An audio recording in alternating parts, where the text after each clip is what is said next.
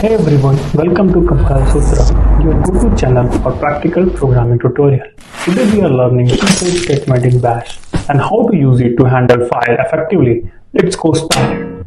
Think of it like this.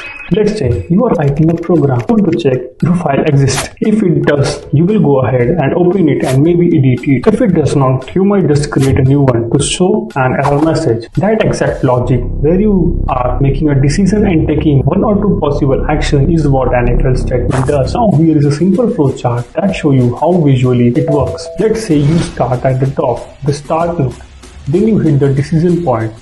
Does the file exist? If the answer is yes, you go down to the left path and run the code to open and modify the file. If the answer is no, you take the right path, maybe to create a new file or directory message. After either action, the flow continues to the end, just like how your program continues after the condition is handled. Let's see the syntax in Bash. What you are seeing on the screen right now is the syntax of if-else statement in Bash. It begins with the keyword if, which tells Bash that we are about to test condition. The condition goes inside the square bracket condition. Make sure that there should be spaces between opening and closing bracket and conditions. This is how Bash evaluate logic like file check, comparison or string test. After the condition end, keep semicolon. After that, use keyword then. Then comes next, which tells Bash to run the following block only if the condition is true. Let's take the first example. The first case study is if x is greater than 10, then print the value that x is greater than 10, else print x is less than 10. So first we'll assign a value to the x. Let's assign x to a value 15. Then we will check the condition. Here we have to check the condition if x is greater than 10. So for that purpose, we have to use if flag -gt. -gt stand for greater than. Similarly, for other thing, we have to use different flag, which you can see on the Bash website, Bash documentation, or on my website, CompilerSutra.com. This check if variable x is greater than 10. If true is print the message, otherwise it will print the second one. So what we are doing here, so here basically if else is not for variable. Let's say we want to have some backup. We are writing a Bash script to check if a file named resume.pdf exists in the current directory. If it exists, then create a backup with today's date like resume backup, what is the date today.pdf.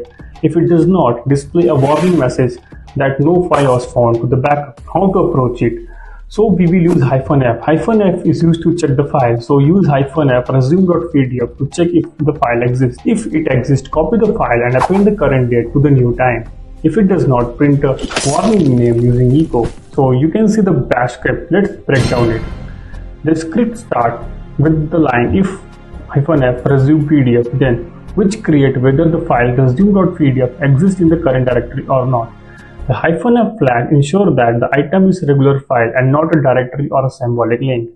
If the file is found, the script proceeds to the next line, that is history resume.pdf, and then resume_backup_the date.pdf.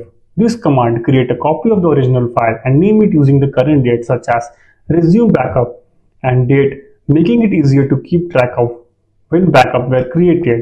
Immediately after copying, the script run echo. What does it mean? That it will print that or to display confirmation message that include the backup file name. However, if the original resume.pdf does not exist, the script moves into the else block. Within the block, the line echo no resume.pdf found, nothing to backup. Inform the user that there were no file to backup. Finally, the script ends with a fi word, which closes the if-else condition structure. This simple yet effective script automates backing creation and help ensure that your resume file is safely archived with minimum effort. Thanks for watching. Here is some challenges on the screen which you can see. So just comment down the output of this. What will the output of this snippet comment down?